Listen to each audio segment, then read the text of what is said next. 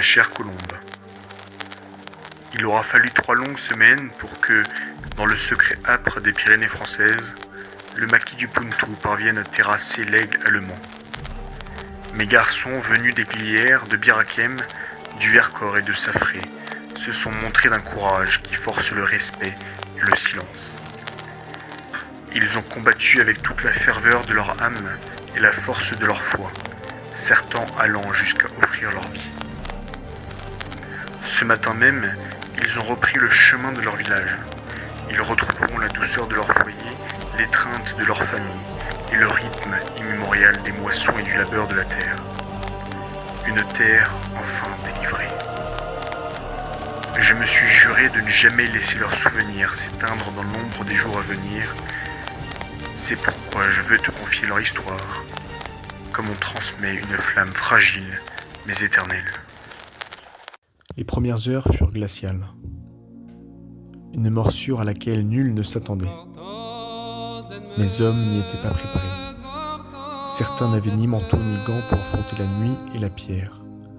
Les combats s'annonçaient brefs, peut-être trop.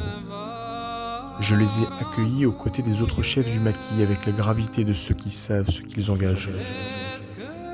Je leur ai remis leur carte de résistant, ces papiers fragiles qui valaient serment et condamnation à la fois. Je leur ai donné un ordre, presque une supplique. Ne jamais s'en défaire, quoi qu'il advienne. En d'autres mots, vivre libre, mourir.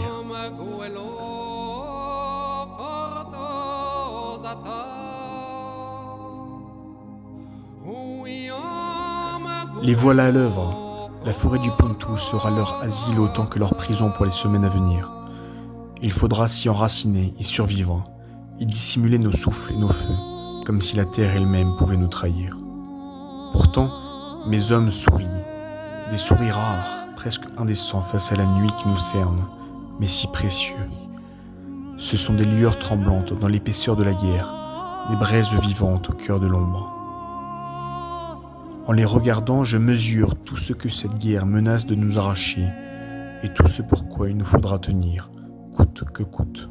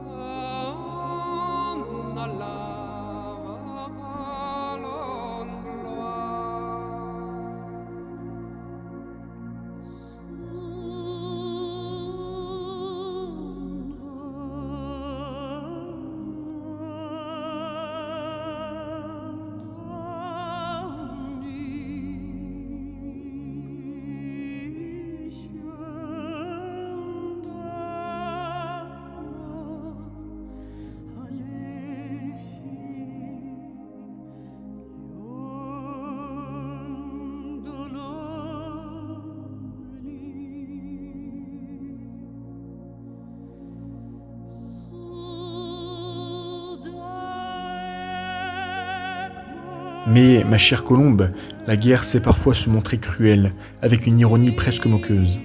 Le chef de maquis Guilbeault en fit l'amère expérience. Une pente à peine esquissée, traîtresse comme seules savent l'être les montagnes. Et le voilà parti sans gloire, glissant plus vite qu'un ordre de repli. Le choc fut bref, le rire contenu, mais l'entorse, elle, bien réelle. Ainsi, sans balles, ni éclats d'obus, la forêt du Puntou nous arracha Guilbeault. Il dut quitter le camp, vaincu non par l'ennemi mais par la boue. Rappel discret que dans le maquis, même la terre choisit parfois ses victimes.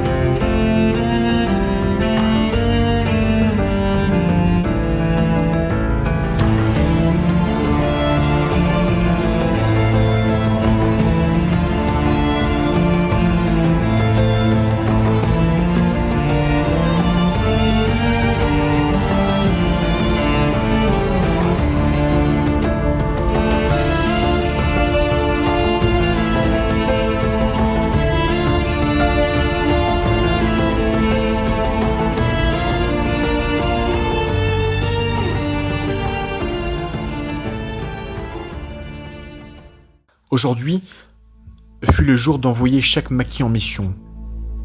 C'est leur première. La tâche est vaste. Parcourir les Pyrénées, observer, écouter, repérer les nids d'Allemands tapissés dans les vallées et accrochés au flanc des montagnes. Pour éprouver leur esprit autant que leur courage, nous avons, entre chefs, décidé d'une ruse. Nous leur avons annoncé une journée de festin, de concours de cuisine, presque une parenthèse de joie au milieu de la guerre. Tous sont tombés dans le piège, affairés autour des marmites et rêvant des meilleures recettes pyrénéennes.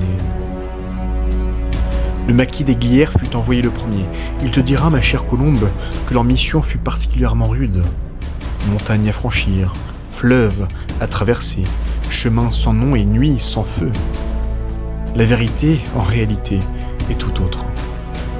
Chaque mission s'égalait en complexité, dangerosité et en gloire.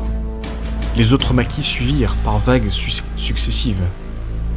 Ainsi, mes hommes se dispersèrent dans la montagne comme des graines portées par le vent, avec l'ordre de se retrouver le 12 juillet à Lourdes, où le maquis du Pountou sera à nouveau réuni, si Dieu le permet.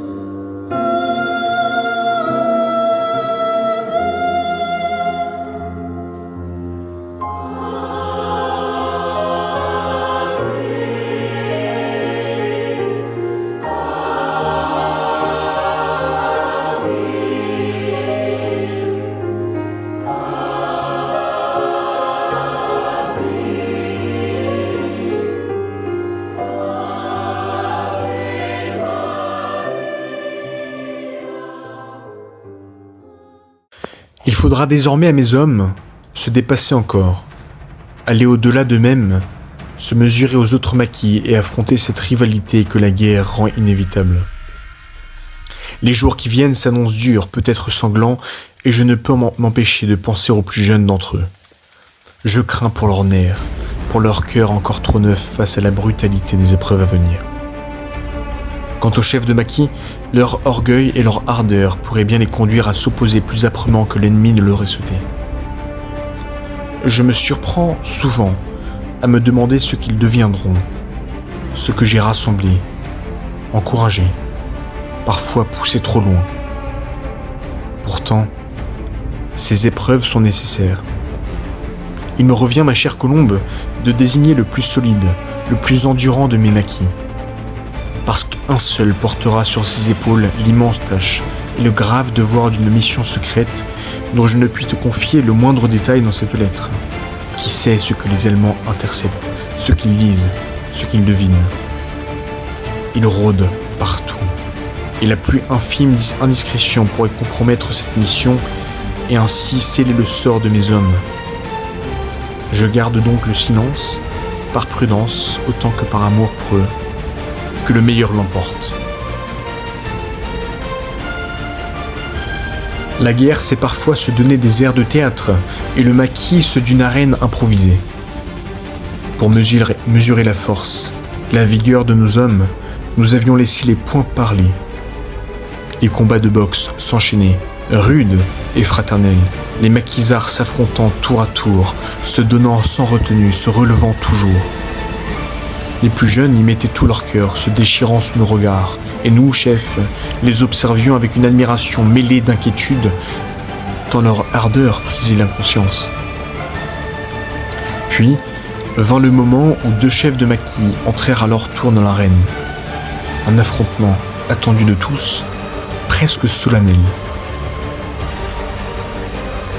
Échardel, du Vercors, faisait face à son adversaire fier, solide, campé comme un roc.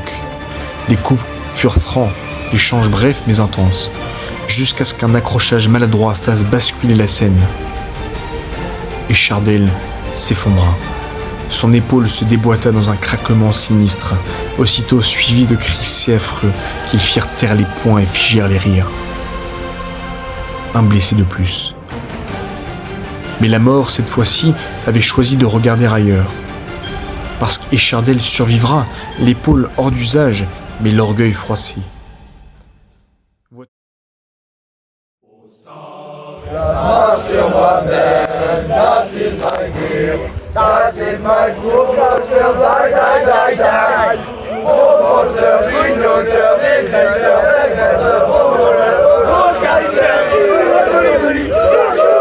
Voilà ce qu'on apprend à l'école.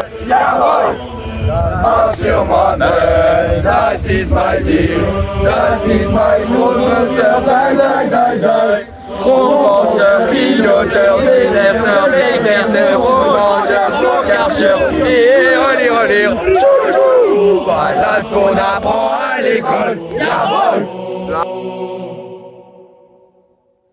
Oh, le parfum du miel et des conifères en bout, l'air pur et clair comme un cristal.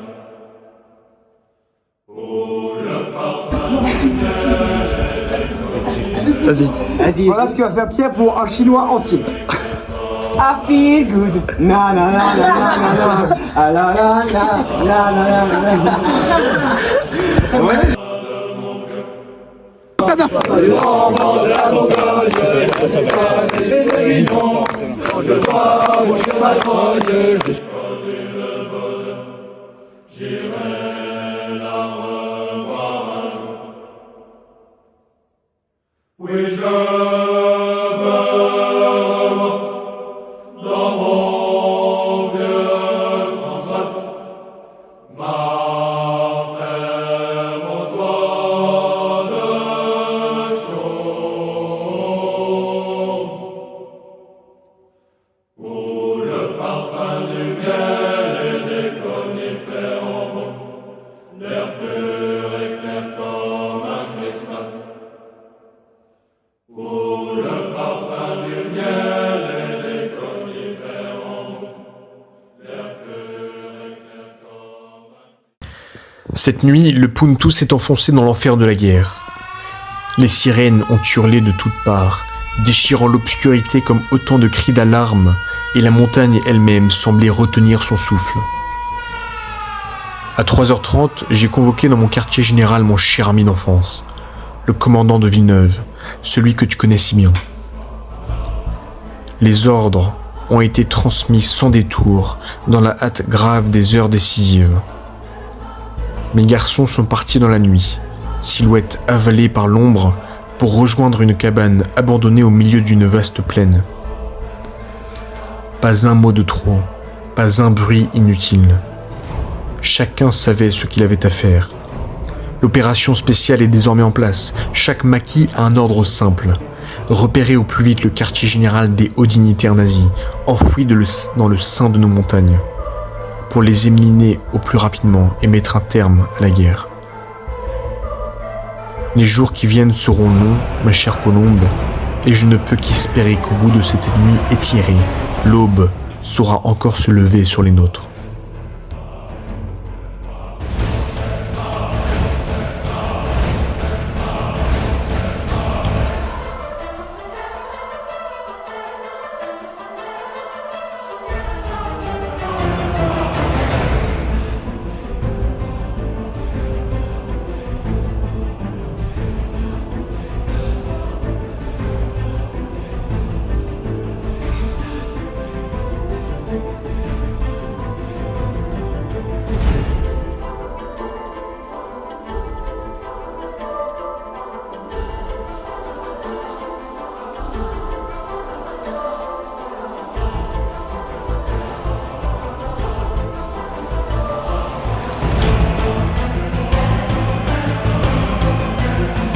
La nuit dernière restera sans doute dans les annales du Puntu comme un chef-d'œuvre de négligence. 4 des plus jeunes de chaque maquis ont été enlevés pendant leur sommeil, avec une facilité si déconcertante qu'on se demande encore si les Allemands n'ont pas cru un exercice d'entraînement. Personne n'est monté la garde. Pas une sentinelle, pas même un chef insomniaque pour sauver l'honneur. La nuit était si calme qu'elle en ronflait. Il faut reconnaître aux Allemands une certaine efficacité. Ils ont travaillé proprement, sans bruit, pendant que nos chefs de maquis, pourtant si prompts à donner des leçons de rigueur, dormaient. Pour les nazis, pas un coup à porter, pas une ruse à déployer. Les 4 maquis, en réalité, avaient fait tout le travail à leur place. Autant te dire que, ce matin, les chefs incriminés avaient l'air moins conquérants que d'ordinaire. Leur autorité en a pris un coup, mais peut-être est-ce le prix à payer pour apprendre qu'en temps de guerre, on ne gagne pas en fermant les yeux. Quant à moi, j'ai rappelé à tous, non sans un sourire acide, que le maquis n'est pas un dortoir, et que l'ennemi, lui, ne fait jamais la sieste.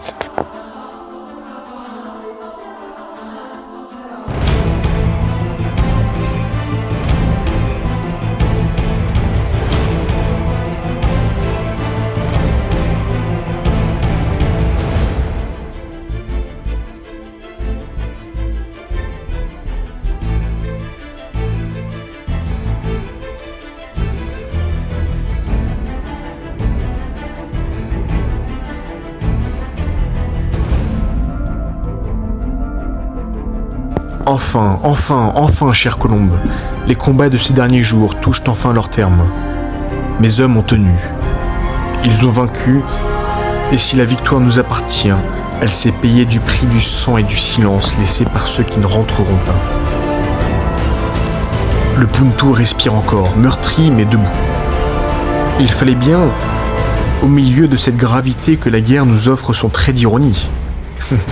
Le soldat Mathieu, rescapé des balles et des nuits sans sommeil, s'est révélé terrassé par le soleil lui-même. Une allergie farouche, comme si l'astre avait décidé de l'achever là où l'ennemi avait échoué. Fort heureusement, la réactivité et les compétences admirables de notre infirmier Baudouin ont remis de l'ordre dans ce désordre cutané et Mathieu peut désormais affronter l'avenir, à condition de rester à l'ombre. Ainsi va la guerre, mon amour. Elle épargne parfois les hommes sous le feu pour mieux les éprouver sous le ciel bleu. Mais ce soir, malgré tout, nous sommes vivants. Et cela me suffit. Adieu aux hommes citoyens formés.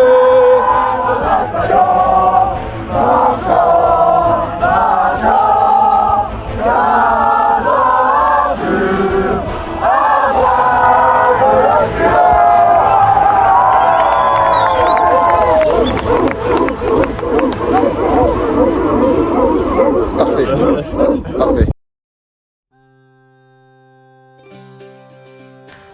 Entre 2 rafales et 3 jurons lancés au ciel des Pyrénées, je t'écris aujourd'hui une page qui sent davantage le thym que la poudre. Car figure-toi qu'en plein cœur de la guerre, le maquis du Puntu a décidé de livrer la bataille à la famine cette fois-ci, et de célébrer ta mémoire par un festin digne d'un jour de paix.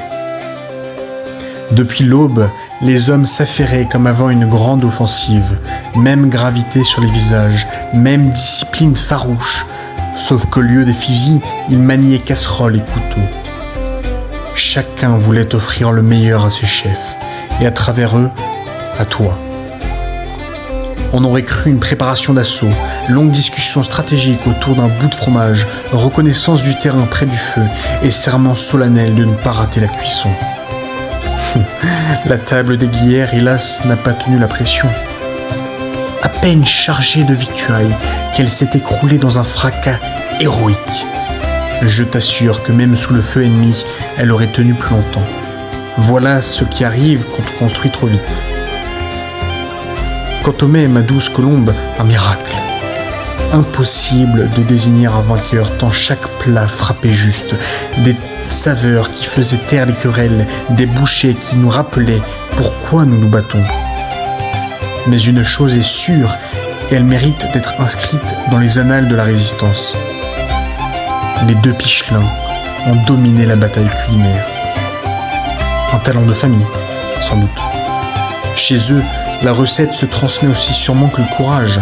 On les soupçonne d'avoir une arme secrète, peut-être un vieux grimoire ou une grand-mère redoutable. Nous avons ri, mangé et trinqué à toi, pendant quelques heures arrachées à la guerre. Les montagnes, elles, nous observaient en silence, et pour un instant le monde semblait moins sombre.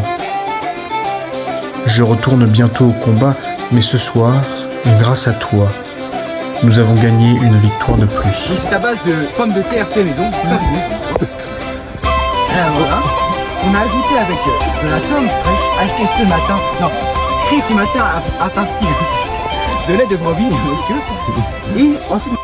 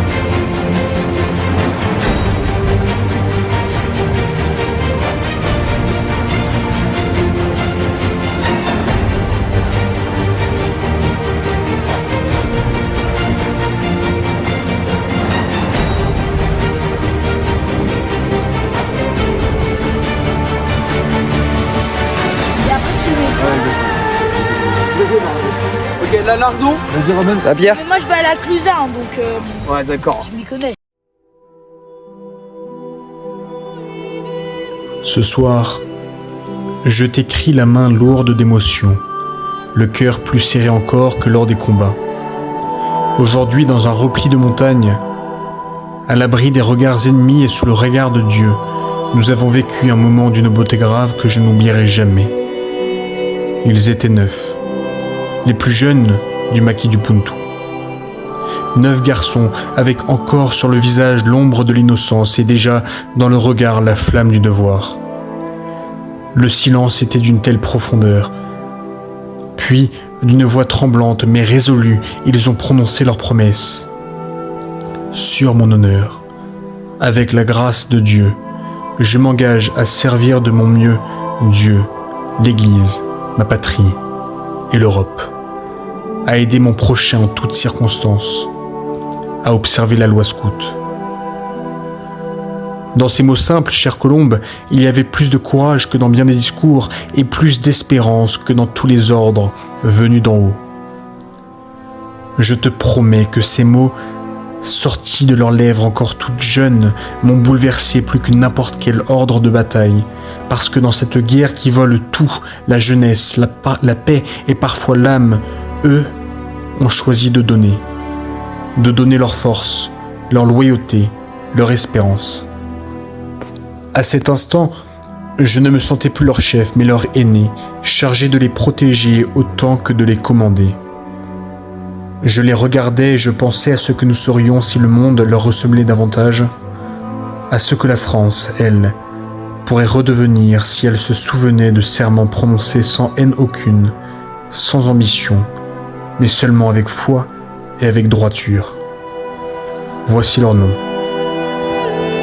Roch de Pascal, un garçon fidèle comme une promesse murmurée au coin du feu. Comme l'air meunier, mon éternel passeur de mots, celui qui sait faire circuler les messages comme d'autres font passer l'espoir. Barnabé Pichelin, mon chef cuisinier, avec 3 pommes de terre et du pain, il nous redonne le goût de vivre. Il nourrit les corps, mais surtout les cœurs. Mathis Batamio, toujours en mouvement, le souffle court mais l'enthousiasme intact, comme si courir était pour lui une façon de résister. Oscar de la Villéon, l'éternel heureux, le sourire accroché au visage comme une arme douce contre la peur. Sa joie rassure, elle apaise, elle nous rappelle pourquoi nous tenons.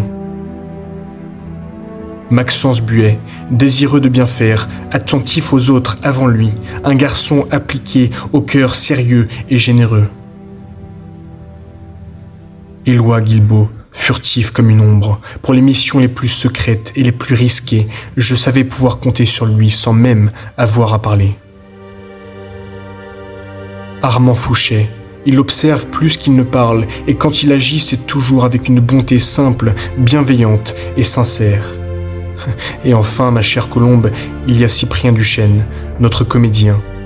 Toujours une blague au bord des lèvres, son affection est franche et son rire est parfois le dernier rempart avant le désespoir.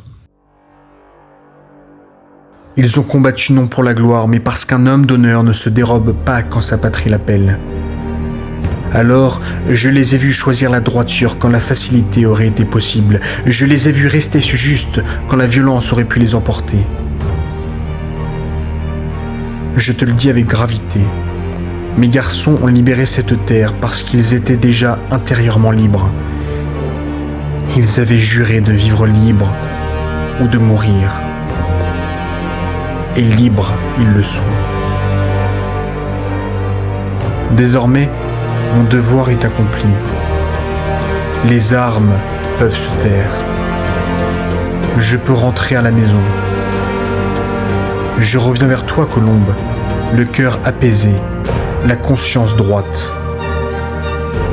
Je reviens comme un soldat qui a tenu. Que Dieu garde la France et qu'il nous permette enfin de vivre libre.